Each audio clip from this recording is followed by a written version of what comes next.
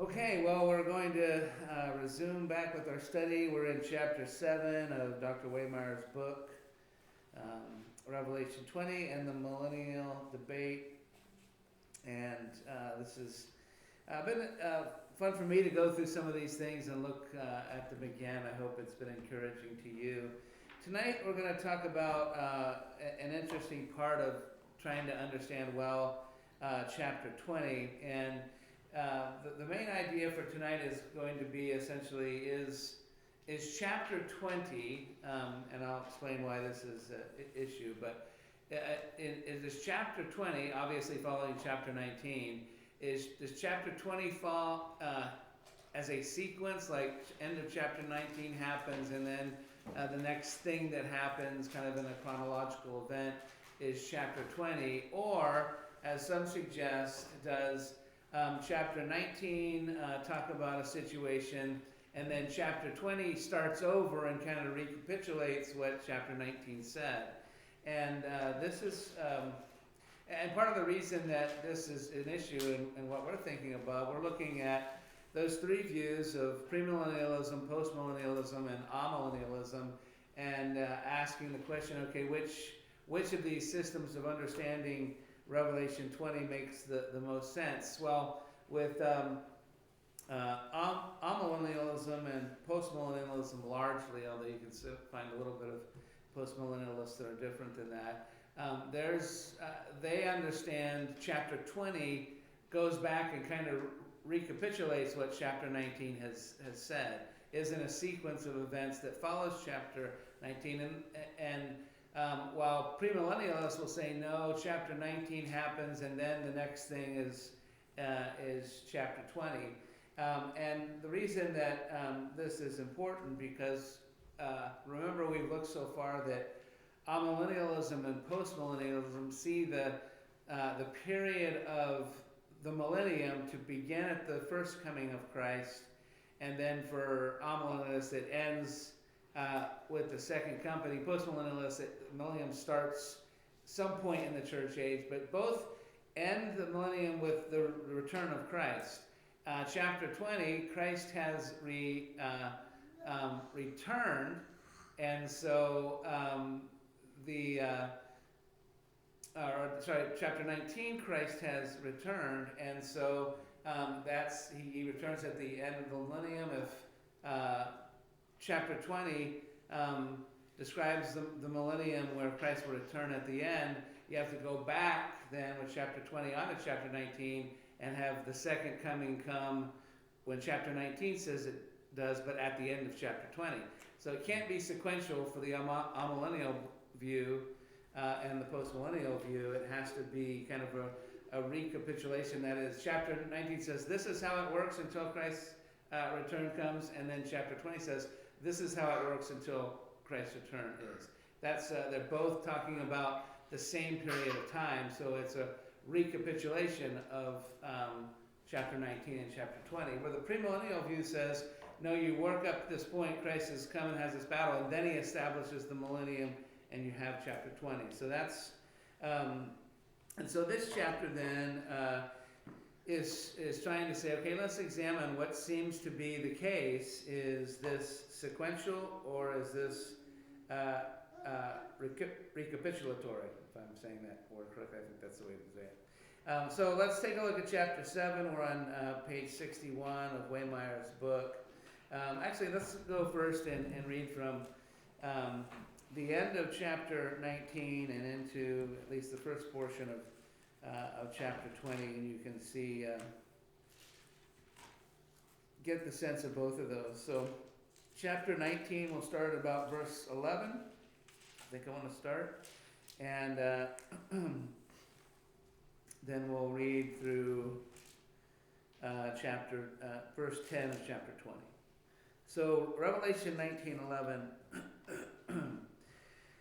And I saw heaven opened, and behold, a white horse, and he who sat on it is called Faithful and True. And in righteousness he judges and wages war. And his eyes are a flame of fire, and on his head are many diadems, and he has a name written on which no one knows except himself. He is clothed with a robe dipped in blood, and his name is called the Word of God. And the armies which are in heaven, clothed in fine linen, white and clean, were following him on white horses. From his mouth comes a sharp sword, so that with it he may strike down the nations, and he will rule them with a rod of iron, and he treads the winepress of the fierce wrath of God the Almighty. And on his robe and on his thigh he has a name written, King of Kings and Lord of Lords. And I saw an angel standing in the sun, and he cried out with a loud voice, saying to all the birds which fly in mid-heaven, Come assemble for the great supper of God, so that you may eat the flesh of kings, and the flesh of commanders, and the flesh of mighty men, and the flesh of horses, and those who sit on them, and the flesh of all men, both freemen and slaves, small and great. And I saw the beast and the kings of the earth, and their armies assembled to make war against him who sat on the horse, and against his army. And the beast was seized, and with him the false prophet, who performed the signs in his presence, by which he deceived those who had received the mark of the beast, and those who worshipped his image. These two were thrown alive into the lake of fire, which burns with brimstone. And the rest were killed with the sword which came from the mouth of him who sat on the horse, and all the birds were filled with their flesh. Then I saw an angel coming down from heaven, holding the key of the abyss and the great chain in his hand. And he laid hold of the dragon, the serpent of old, who is the devil and Satan, and bound him for 1,000 years. And he threw him into the abyss, and shut it and sealed it over him, so that he would not deceive the nations any longer, until the 1,000 years were completed. After these things, he must be released for a short time. Then I saw thrones, and they sat on them, and judgment was given to them. And I saw the souls of those who had been beheaded because of their testimony of Jesus, and because of the word of God, and those who had not worshipped the beast or his image, and had not received the mark on their forehead or on their hand. And they came to life and reigned with Christ for 1,000 years. The rest of the dead did not come to life until the 1,000 years was completed. This is the first resurrection. Blessed and holy is the one who has part in the first resurrection. Over these the second death has no power, but they will be priests of God and of Christ, and will reign with him for 1,000 years. When the 1,000 years are completed, Satan will be released from his prison, and will come out to deceive the nations which are in the four corners of the earth, Gog and Magog, to gather them together for the war. The number of them is like the sand of the sea. And they came up on the broad plain of the earth, and surrounded the camp of the saints and the beloved city. And fire came down from heaven and devoured them. And the devil who deceived them was thrown into the lake of fire and brimstone, where the beast and the false prophet are also. And they will be tormented day and night forever and ever. So I think that's enough for it. So in the beginning of his chapter, this is him helping us clarify what we're trying to understand about the sequential or the recapitulatory nature of chapter 20. The question is to be considered, he says, here concerns the temporal relationship between Revelation 19 and Revelation 20. Do the events recorded in Revelation 21 through 6 follow the events described in chapter 19, 11 through 21? That's the sequential view. Or does Revelation 21 recapitulate at 20, verse 1, recapitulate and take the reader back to the beginning of the New Testament era, the recapitulatory view? So we have those firmly in mind, and if you see in your book there, he lays it out more plainly with like a little diagram. The significance of this question is obvious. If the events of Revelation 21 through 6 follow Christ's second coming in Revelation, then the millennium of Revelation 21 through 6 is not present and not a present reality, and Christ will return prior to the millennium. So if we can determine with examination whether we think it seems like chapter 20 is following chapter 19, then the premillennial view is the one, well, the only one that makes sense with that. However, if it seems right and good and best to not see chapter 20 falling sequentially after chapter 19, and rather restates or recapitulates what's in chapter 19, then we're looking at the likelihood of the Amillennial understanding or postmillennial understanding being better. And so on the top of page 62, he has again the little box diagram there that shows only the premillennial view looks it to be sequential. So if it's sequential, we know which view is best. And all these views, of course, assume that chapter 19, 11 through 19 is talking about the second coming of Christ, because there are, if you look at the footnote there in the back, footnote 61 for related in this chapter, you see that there are some postmillennialists who look at chapter 19, the end of chapter 19, and they don't think of it as the second coming of Christ. They see it a little differently, so it's a non-issue. They're not, but we are trying to say end of chapter 19 that we read, that's about the second coming of Christ. So either happens and then the millennium follows after it, or it happens and chapter 20 goes back and explains what happens before the end of chapter 19. Does that make sense? Because that's the idea. Either Christ comes at the beginning of the millennium, premillennialism, or he comes at the end of the millennium. And if chapter 19 clearly is Christ's second coming, then it's either going to have to be at the end or the beginning. And the sequential view says it happens at the beginning of the millennium, and that's what's going to be argued here for the best way to read it. So if you guys have, don't be afraid to raise your hands if you get lost or I don't explain something well, or I didn't think that's what he said in the book. Just let me know about that. So basically he's making a case here in this chapter for the sequential relationship of chapters 19 and 20. He gives us 5 reasons why that is the case. And the first one, I really like this one. I think this is, in fact, I think this is kind of something we may have walked through a bit several weeks ago in terms of trying to look at chapter 20 in the best way. I think we did it in relationship to maybe the binding of Satan. But anyway, this is his argument. And it's the argument for the context of this whole section from starting in chapter 12 through chapter 20. Now, we're not going to read all of those chapters. That would not be wise with the time that we have to do the class tonight. But let's look what he says. The context and flow of Revelation chapter 12 through 20 point to a chronological relationship in which the events of chapter 20 follow those of chapter 19. What he's going to say is, hey, just looking at some of the highlights of what goes on starting in chapter 12, it seems to make sense then this is listing out a chronology of things that happen so that chapter 20 very naturally follows chapter 19 chronologically in the visions that are being given to John. So, first point he says there, in Revelation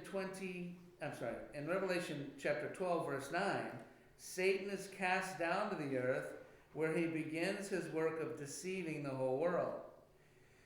In chapter 13, Satan enlists the beasts of the sea and the beasts of the earth, who is later identified as the false prophet. So he talks here then about what we call the unholy trinity. You have Satan, you have the false prophet, and you have the beast. That is all there accomplishing Satan's purposes. Letter C there, he says, the 3 members of the unholy trinity, Satan, the beast, and the false prophet, are successful in their attempts to deceive, but they are eventually defeated by Christ, who returns to earth, conquers them, and casts them into the lake of fire in a series of visions. So we see Satan cast down to deceive. We see his partners in deception are coming. And then he says, look, the chronology is basically showing this deception is going on. But then Christ comes, chapter 19, takes care of the beast and the false prophet. And then in chapter 20, we see him taking care of Satan. So that all implies kind of he comes and he starts taking care of each member of the unholy trinity. So he says, we read that part. Then letter D, at the conclusion of chapter 19, however, only 2/3 of the unholy trinity, the beast and the false prophet, has been defeated and cast into the lake of fire. And so I think we mentioned this before. What's the natural question then? Wait a minute, if Christ has come, and there's been these 3 entities that have been involved in the deception of the world, the beast, the false prophet, and Satan behind all of them, and Christ comes, he returns, deals with the beast, deals with the false prophet, casts them into the lake of fire. Well, then the next thing is, okay, now how is he going to deal with Satan himself? And then chapter 20 then goes on to now show how he's going to deal with Satan also. All of that implies sequence, and not that chapter 20 is going to go back and recapitulate. Follow me with that? Does that make sense? I think it looks like we're good on that. Okay, so he asks in that box at the bottom of page 62, what about the fate of Satan? Letter E, this question is answered beginning in the first verse of Revelation 20. Satan is bound and locked in the abyss to prevent him from deceiving the nations for 1,000 years. After the 1,000 years, Satan is released for a short time. He resumes his work of deception, and he is defeated in his attempt to overthrow the saints. Satan is then thrown into the lake of fire, number 3.3 under E. Satan is then thrown into the lake of fire and brimstone, where the beast and the false prophet are also, and they will be tormented day and night forever and ever. Letter F, thus Christ's victory over the beast, the false prophet, and Satan himself is complete. So what's the point of saying all that? Letter G, the fate of Satan, the remaining 1/3 of the unholy trinity, is exactly what the reader is waiting for and expecting at the beginning of Revelation 20. In other words, Revelation 21 through 10 serves as the final piece of the puzzle in the defeat and ultimate punishment of the utmost enemy of Christ and his saints. Therefore, in order to make sense of the culminating victory of Christ and conclusive defeat of Satan, Revelation 21 through 10 is logical and chronologically a necessity of chapters 12 through 19.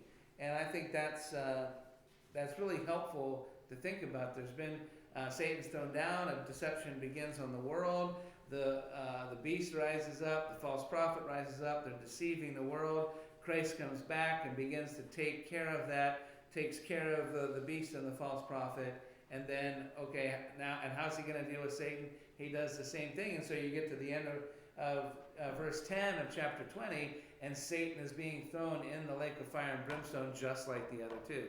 So we see the chronological narrative come to a conclusion in that way, and I think demonstrating that these things are sequential. Letter H, this combined with the fact that there is no logical or chronological break at 20 verse 1, indicated either by the grammar of the text or the surrounding context, demonstrates that the binding of Satan and its subsequent defeat must follow the return of Christ, which chapter 19 concludes. So if this is, okay, here he's taking care of beast, false prophet, and then Satan, when does this happen? After he is returned. Therefore, this millennial kingdom that's ushered in by the binding of Satan takes place after the coming of Christ, the second coming. Therefore, the premillennial understanding is the appropriate one, seeing this to be sequential. And I think that's, in my mind, I don't know that I need a whole lot more than that. That one's pretty conclusive to me, especially when, like, we'll read it as we do, it seems to follow very naturally. He comes and begins to take care of his enemies. He's returned, and once he's done so, he can have that 1,000 years of reign on the earth while Satan is bound before he finally takes care of him as he did the other two, beast and false prophet. I think that's pretty compelling evidence, or pretty compelling argumentation for why we should take it sequentially. So the second reason of the five that affirms this sequential idea is the use of the words "any longer" in chapter 20, verse 3. We see that he's thrown into the abyss, and he is shut in and sealed. They sealed over him, so that he would not deceive the nations any longer until the 1,000 years were completed. That idea of any longer is the issue. What does that imply? He can't do it any longer implies he's been doing it, and now he's not able to continue it. So John's use of "any longer" in the purpose clause of Revelation 20 verse 3 strongly suggests that the events described in 20 verses 1 through 3 follow those described in 19:11 through 21. This particular, at the top of page 64, this particular use of "any longer" indicates the interruption of something that has already been taking place. And of course, we understand that seems to be implied by this language. In other words, when John says that the binding in Revelation 23 prevents Satan from deceiving the nations any longer, the idea is that Satan was engaged in such deception just prior to the binding. And so this also would kind of emphasize this is going along in this chronological way, and now at this point he's not able to do that any longer. And it really supports the idea of chapter 20 being in sequence to chapter 19. This clearly indicates, letter C, the termination of the deceptive activity referred to in chapter 19:20, described in chapters 12 through 19. Therefore, it indicates a sequential relationship of the events of chapters 12 through 20. And if that's the case, then obviously 19 and 20 are sequential too. He goes on under letter C there, number 1, Revelation 12:9. Satan is thrown out of heaven, cast down to earth, and described as the one who deceives the whole world. Number 2, Revelation 13:14. Satan uses the false prophet who deceives those who dwell on the earth. Number 3, Revelation 18:23. Satan has used Babylon under her sorcery to deceive all the nations. Revelation 19:20. Satan has enabled the false prophet to perform signs by which he deceived those who had received the mark of the beast and those who worshipped his image. And number 5, Revelation 23. Satan is bound and imprisoned in the abyss so that he should not deceive the nations any longer. And I think that's clever also of Matt listing those out to say, hey, here's very plainly, deception, deception, deception, deception, deception, now deception no longer. And to suggest then that chapter 20 is going back and explaining chapter 19, well, no, it's saying something different here at the beginning than has been true in chapter 19, and that again helps reinforce and encourage the idea that this all is sequential. The use of any longer in Revelation 23 then strongly suggests that the binding of Satan in Revelation 21-3 follows the events of Revelation 19:11 through 21. And one of the things that I think is and he said this really in the last part, what exegetical cues do you have that say there is a stop or an interruption of the flow of the historical narrative here, and now chapter 20 is going... The only reason that that necessitates that really is not anything exegetical, it's the fact that, well, if I'm Amillennial, he can't return at the beginning of the millennium, he has to return at the end, so I must have chapter 20 go back and recapitulate 19. But in terms of the text, even the flow of how you read it and how the story here of deception seems to be playing out, it just reads naturally in a sequential fashion, not in a recapitulatory fashion, and I think that's very strong. So those are the first two. The third reason of the 5 that he talks about for us, the description of the lake of fire in chapter 20, verse 10. When John details the devil's final demise in Revelation 20:10, he writes that Satan was thrown into the lake of fire and brimstone, where the beast and the false prophet are also. In other words, letter B, when Satan is defeated and arrives in the lake of fire, he joins the beast and the false prophet who are already there. Letter C, in this way, the clause where the beast and the false prophet are also presupposes an earlier judgment upon the beast and the prophet and suggests a sequential relationship between Revelation 19 and 20. And I think, I don't know how you really can faithfully argue against this unless you just say we have the concept of Christ defeating evil as pictured in the beast and the false prophet, and then we retell the story again and have Satan at the end of the millennium being thrown into the lake of fire, and that's a kind of a synonymous picture. You have evil being defeated in the false prophet and the beast, and then the retelling of the story, this time evil is defeated in the person of Satan, except for the fact that in chapter 20 it says he's thrown into the lake of fire just like the beast and the false prophet. So that indicates to me we're not using different metaphors here to describe Christ's victory over evil.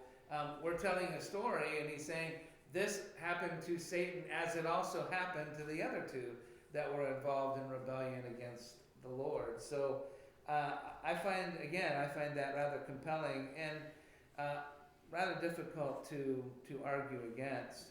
And he lists out there on page 65 under letter C just the reasons for that. Verse 20, beast and the false prophet were thrown in the lake of fire. Verse 21, the enemies of God are destroyed.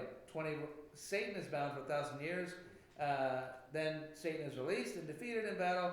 And then Satan is cast in the lake of fire where the beast and the false prophet are also. So this very naturally feels sequential. It does not feel recapitulatory at all. So I think these points are kind of interrelated, but we're only talking about basically the span of not too many verses between the end of chapter 19 and so these verses have to demonstrate to us whether they're sequential or whether they're recapitulatory, and the feel seems to be overwhelmingly that they are sequential, that they're happening in order, which means then Christ returns and the millennium begins. All right,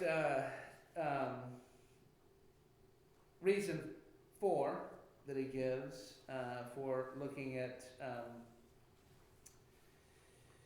this is sequential, verse chapter 20 after chapter 19, is this the absence of compelling objections. Now there are objections, and what he does then in this next section as he looks at, is it just 3 of them? Yeah, he looks at 3 of the objections for it, and that they offer is, okay, this is why we must read these, we must interpret chapter 20 as recapitulatory.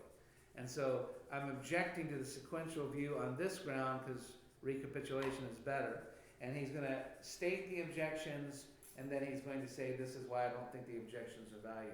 So it's the objections stated, or as he puts it, articulated, and then it's then those objections considered, and after he considers them basically the answer to the objection, that's what he's going to do. So let's take a look then at the first objection that he has. It says this: despite the many objections, there is simply no compelling reason to abandon the chronological sequence understanding of the relationship between the events portrayed in chapter 19. So his claim is that these reasons are not compelling enough, and even whatever is objected to can be well answered, so there's not a compelling reason to abandon the sequential nature of chapters 19 and 20. So here's the first objection articulated.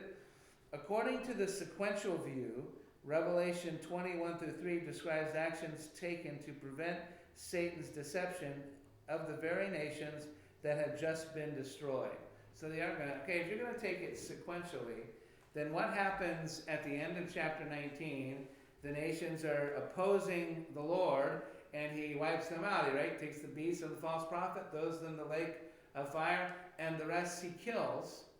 And so who's left then to be in chapter 20? And that, I think that sounds good immediately. You say, okay, that fair point. We'll take a look at that. And then he quotes a theologian named Poitras, who notes, all Christ's enemies are destroyed in chapter 19, verses 11 through 21. If 20, verses 1 through 6, describes events later than 19, 11 through 21, there would be no one left for Satan to deceive in 20, verse 3. In other words, this objection raises the question, from where do the nations of Revelation 23 and 8 arise? And so Poitras' answer is, they're there because they're going back and retelling the story while the people of the nations are still alive, right? And let's consider that as he does. Top of page 66. Considered. The nations of Revelation 23 and 8 will arise in one of 2 ways. In other words, so they're going to be present there after the nations are destroyed in chapter 19 in these 2 possible ways. The first possibility, the nations will arise from those who survived the battle in Revelation. In other words, not everybody's completely destroyed, or maybe there's somehow some that live. I think there's some people that believe that. I think he says that Dr. Mounts holds that view. If I remember I don't remember if I remember the footnote. Yeah, Mounts. Yeah, that's the footnote there. Yeah.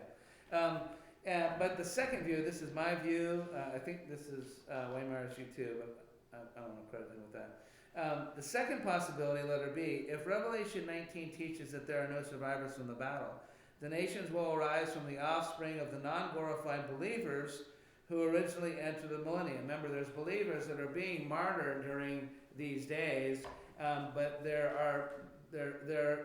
what we believe to be in chapter 20 are the people who didn't die, but who were believers. So Christ doesn't destroy them when he comes back, because they're not a part of the opposing army, but they are alive and believing in Christ, and they enter the millennial kingdom in that state. So he says, in Revelation 19 teaches that there are no survivors from the battle.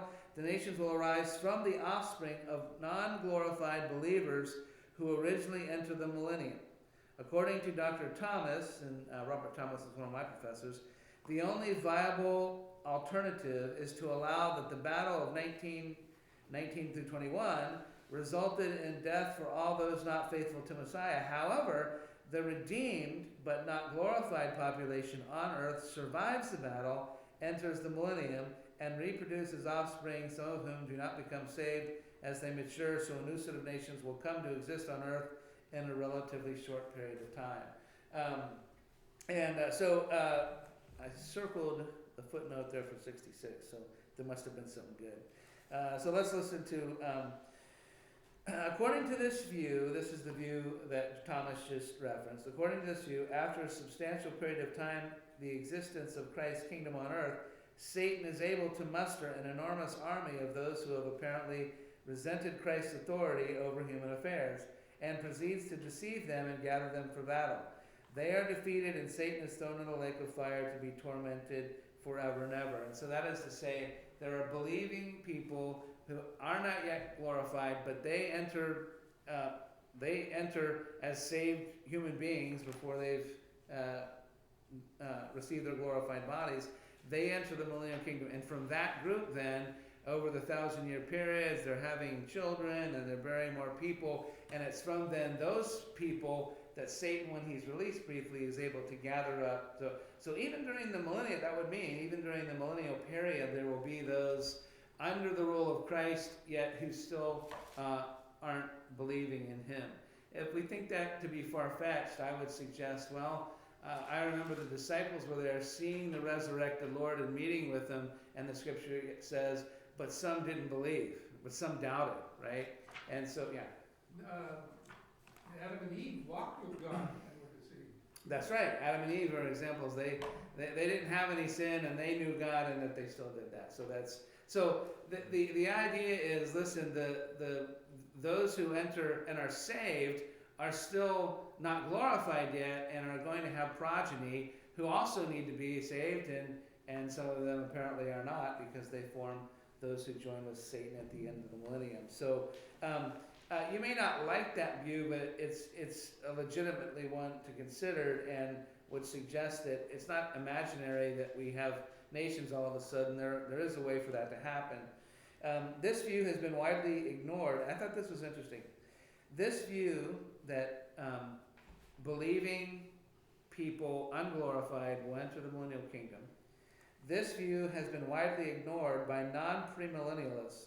According to White, who's not a premillennialist, the only premillennial attempt to solve this problem has been to posit that the nations of 23 are survivors of the battle.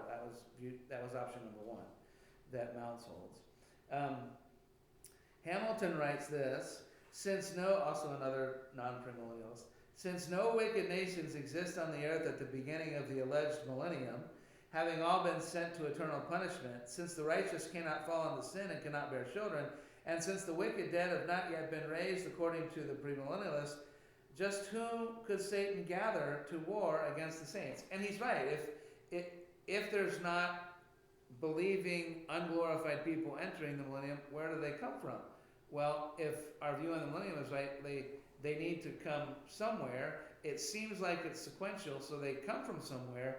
These are the two options. Either not everyone died in the battle, or at the end of the battle, there are believers who weren't destroyed by Christ and enter the millennium in the unglorified human state. So, according to Riddlebarger, if premillennialism is correct, then it is glorified saints following with Satan and revolt against Christ, because he's assuming there's no unglorified Christians in the millennium. And so, of course, the view seems ridiculous to them if they're going to ignore the idea that unglorified believers are going to enter into the millennial kingdom. If you accept that that's a possibility, then it doesn't seem so far-fetched. Later, Riddlebarger insists that the supposed apostasy of glorified believers in the future millennium poses a very difficult problem for all forms of premillennialism. Well, all forms that don't look for unglorified believers to enter in. So again, he's saying this view is pretty much ignored by this other opinion. Each of these critics of the premillennial interpretation of Revelation 20 reflects an ignorance of the view that nations of verse 3 and 8 will arise from the offspring of non-glorified believers who originally enter the millennium. And I think that of looking at the sequence and seeing that as, okay, we're looking at chapter 19, Christ comes back, then the millennium begins. The only way to have those people is one of those two explanations, and it seems like believing unglorified people entering the millennium is a legitimate way of doing that. So, let's see. There's one more thing. Let's see. There's also a footnote 67 that I thought was good, and this on the same subject. Incidentally, he says, the one who regards the mingling of glorified and non-glorified. So if non-glorified Christians enter the millennium, you also have those of us who enter with Christ into the millennium as glorified saints, right?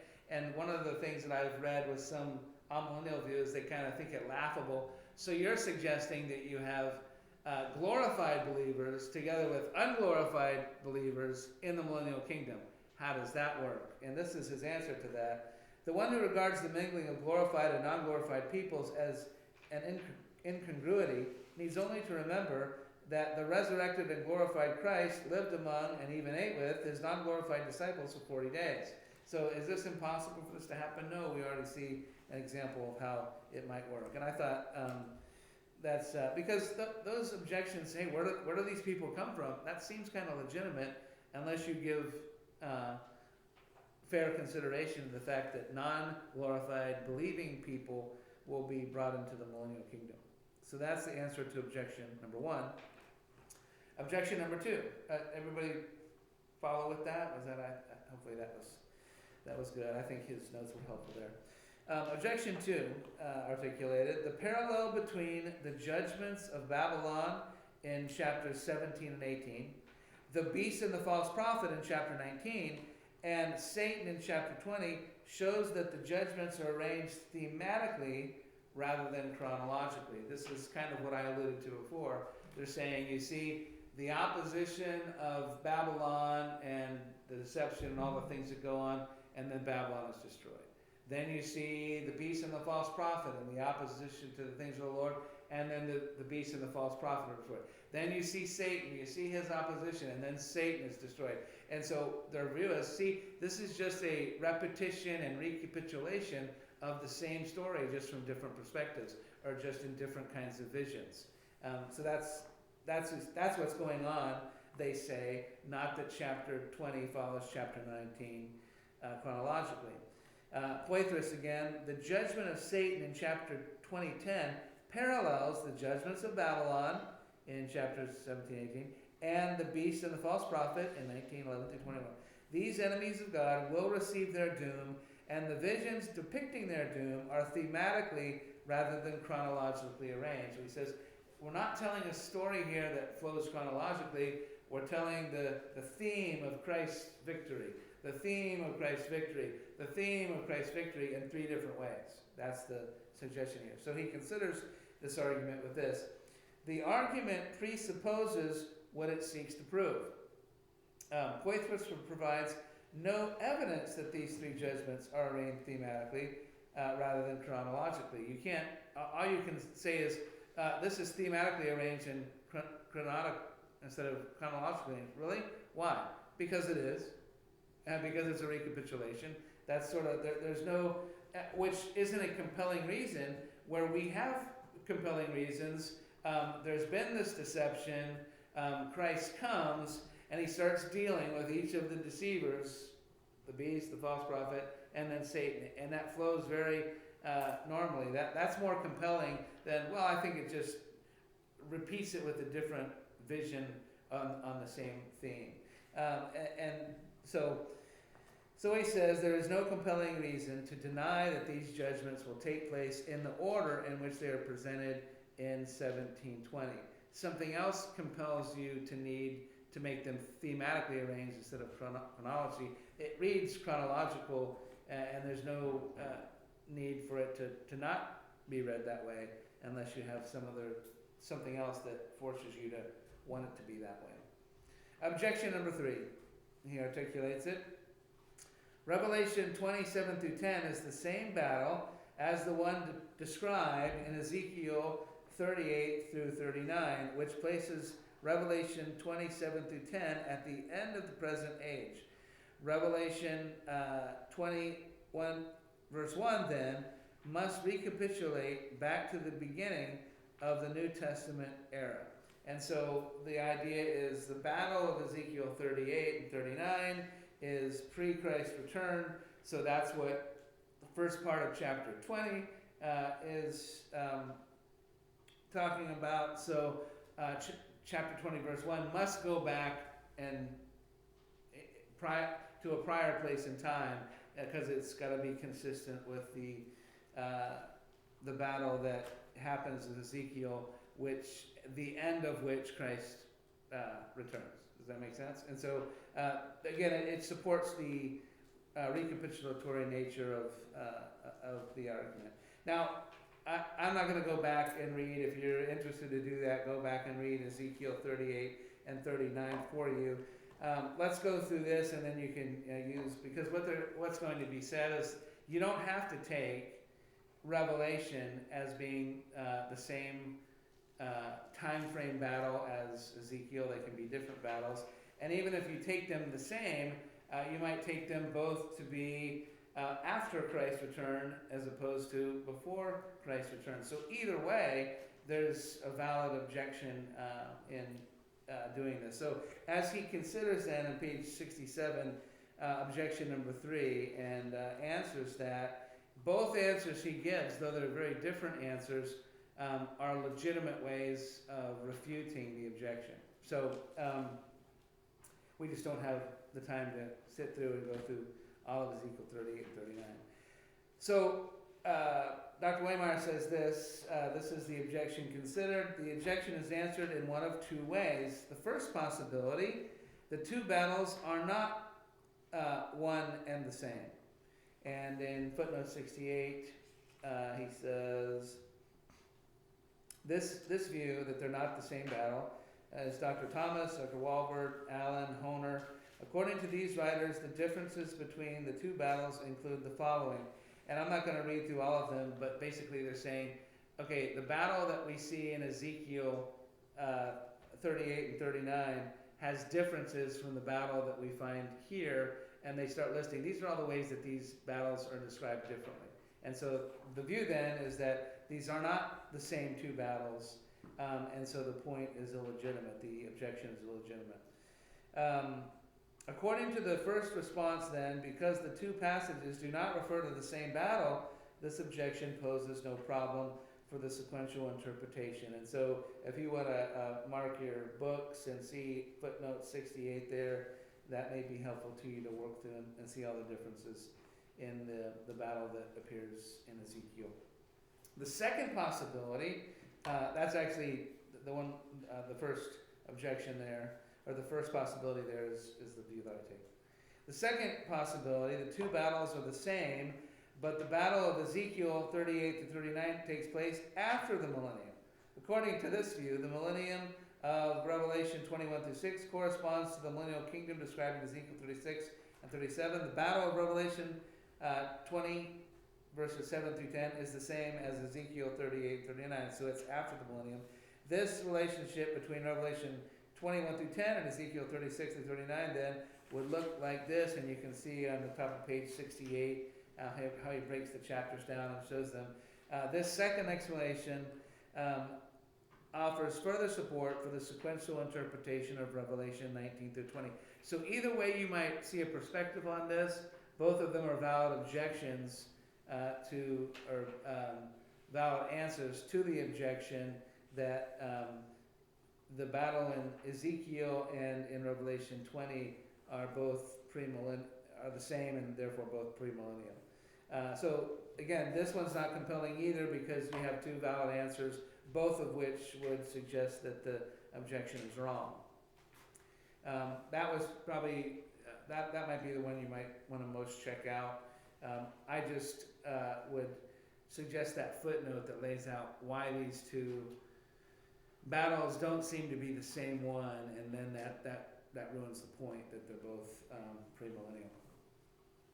Finally, the fifth reason that he offers to us to see these chapters sequential versus recapitulatory is this. The content of the visions, and this really goes back, and if we've conclusively made our point in earlier chapters, then the points that we've already made in the book are going to be reasons why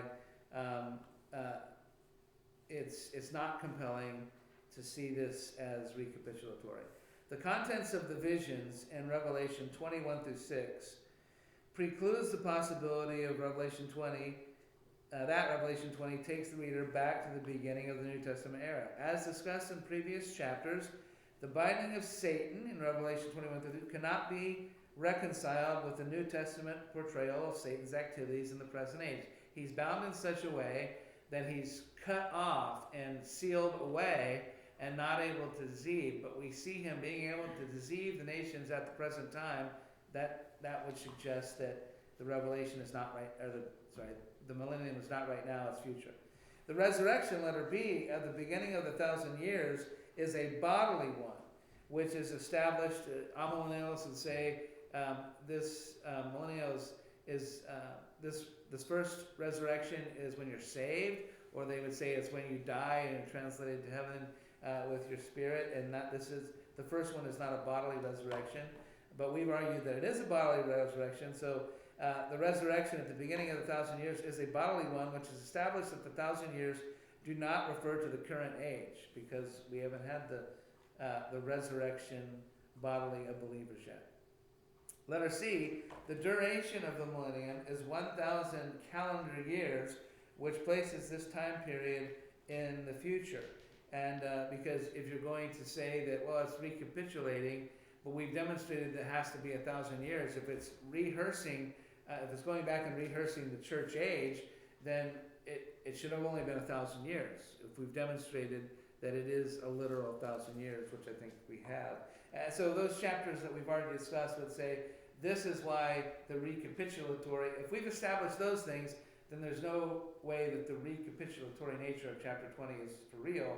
It needs to be sequential. Revelation 21 then does not take the reader back to the beginning of the New Testament era, which is when amillennialists, postmillennialists, or maybe some postmillennialists say that the millennium began. No, it doesn't begin until Christ returns, and so it's not talking about the beginning of the New Testament era.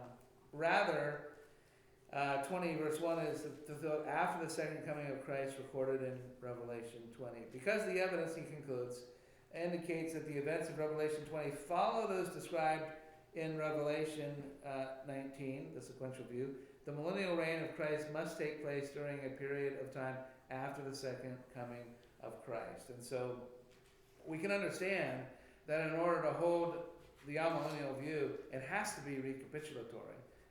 Otherwise, if it's sequential, then he comes and the millennium has started, and that can't be that's not a part of the amillennial thinking. So those are his reasons that he gives in the book for not reading chapter 20 as recapitulating chapter 19, and it's not this cyclical, here's a vision, now this other vision is going to come back and talk about the same period of time, and now this other one comes back and talks about the same period of time. That's what's necessary to support the Christ coming at the end of the millennium in chapter 20. But if we see him coming at the end of chapter 19 and then the millennium, we're able to read it sequentially, which seems to be the feel of the visions as they go along. Yeah. What isn't one of the rules in hermeneutics that you read scripture in the simplest, most straightforward way? Right. And it sounds like to do the recapitulation, you really got to do some funny, right, almost eisegesis, that Yeah. you're trying to read into, right, to hold your position of all millennial or postmillennial view. right. that- So the comment was, for those of you watching on YouTube, the comment was the idea: isn't there a principle of hermeneutics that takes if the simplest explanation makes sense, then go with that one. So doesn't this recapitulatory view then complicate it? Why don't just read, if it feels sequential, then go with it in that way. I think there would be two answers from the other side, millennials, postmillennialists. They would say, first of all, they would say, well, you need to understand that this is apocalyptic literature. This is prophetic, and this language employs symbols and metaphors, and so we can't read it in the normal way that you would read scripture. We have to take into account the symbolic spiritual nature, and so we need to see these things as representing spiritual truth. And so one vision represents it, and that represented the truth. Now this other vision comes back and represents the same thing, and we're not reading it in the normal kind of way, because we have to let the apocalyptic language. There's sometimes when I start laughing when I hear Amillennialists talk about, well, you got to understand apocalyptic literature. Yeah, we have to take different genres of literature into account, but the whole idea of this is supposed to be the revelation of Jesus Christ and the explanation of the things that is to come. If it's shrouded just in more mysteries that we have to, then maybe that's not really revealing what we think. But our general approach in any other kind of scripture is exactly like we said. We're trying to say, okay, if it makes sense as it reads, then go with that, unless you have some reason from the context that demands you to not take it in that kind of literal way. But where do you draw the line? And if you have a picture of Satan being bound, and the picture is one of him, hey, he's been immobilized and shut away so that there's no opportunity for him out to be doing any kind of deceit, and this is done so that he can't deceive the nations anymore. But your view, well, he's talking about a point in time when we know the devil has still some activity of deception. So Revelation just must be talking about it's curtailed a little bit, or he's on a long leash or whatever. Well, now you've destroyed the metaphor of being bound and put in a bottomless pit and having the door shut and sealed over you. So why not let that language speak for itself, and rather than trying to come up with something else in the name of, well, this is apocalyptic literature, so we can't read it the normal way. Yeah, there needs to be room for symbolism and metaphor and all of that. It's not a wooden literal understanding of every single word, but you also don't have to contrive it. There's a freeness that should be able to. So if a straightforward reading sounds like the layout of a narrative sequentially, then you ought to go with that, unless something in the text is compelling you to do that differently. If it's just your theology that compels you, this is the way I think it's going to work, therefore I can't say this because I've already established it. No, let's let the text say what the text needs to say, and then we need to adjust our theology according to that. But their answer would be apocalyptic literature, and then I forgot what my other thing that I thought that it would say about that is. I'll have to, I can't remember it. But that's at least one of the answers. Well, it's apocalyptic literature. You can't quite read it in that fashion. And they, from a certain perspective, I understand why they feel compelled to do that. But I think that there's some presupposition going in. We all have presuppositions, I suppose. But there's some presupposition that, well, it's got to be, the only thing that makes sense is for the millennium to be at the present time. So if it's going to be at the present time, then even though if it says 1,000 years, I can't accept that. I got to find another way to. When I read it and say, okay, it seems to be indicating that there's a marked period of 1,000-year time. So rather than trying to make it up something that fits my theology, maybe my theology needs to adjust to. Is there a compelling reason why I'm not supposed to understand that as a 1,000-year marked out period? And it can't be what I bring into that situation. It needs to be what I'm persuaded from what the text is saying. At least that's how I'm approaching it. Back in 19 verses 17 through 20 or 21, that's the Battle of Armageddon, correct? Is it called that there?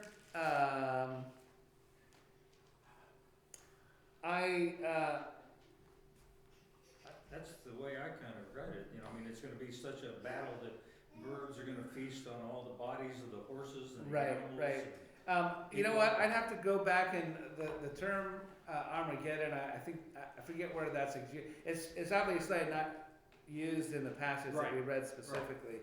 So I have to go back and sometimes I get some of those details a little bit lost in my mind. But all I can say about that is here we have Christ coming and him dealing with the opposition that is developed during the period of the tribulation against him and against the people of God.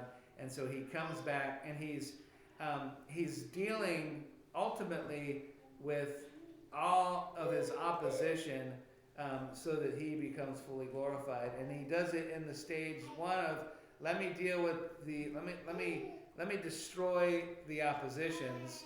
I'm going to put a stop to it. And the beast and the false prophet are going directly into the lake of fire, and Satan is going to be bound and put away. So he's done too. I just need him to be released one brief time at the end of that. So I'm not finishing his destruction yet. I'm going to wait for the period of the millennium, at the end of which then I'm going to give him. So all of that can be seen as this is the event of his conquering. It's just, well, I'm going to do this part, then 1,000 years, and then finish it off.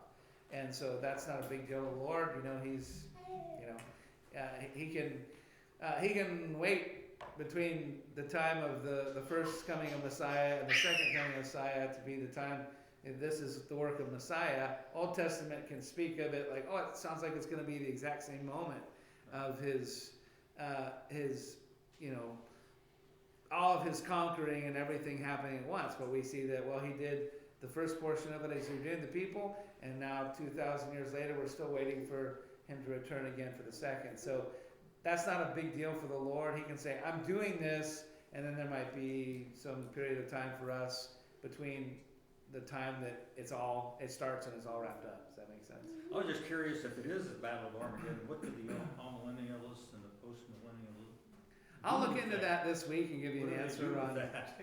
define Armageddon for me, because Isn't it in the Olivet Discourse? Probably. Yeah, I think that's where. I'm not comfortable. I don't want to get myself in trouble. Alright. It's not in my mind right now how to explain that. So, but that's a good question. I can look into that and give it back. But, yeah, I'm unprepared to give a good answer for that tonight. Anything else? Yeah. All right. Well, thanks for being here. Just a couple more chapters, and hopefully next time I'm going to try to get that video from Dr. What is his name? Thomas Schreiner, and let us take a look at how he explains some of the things from Revelation. I disagree with him, but it's interesting, and I think he at least is fair in his comments, and maybe we can identify where we think he's wrong together. All right. Good night.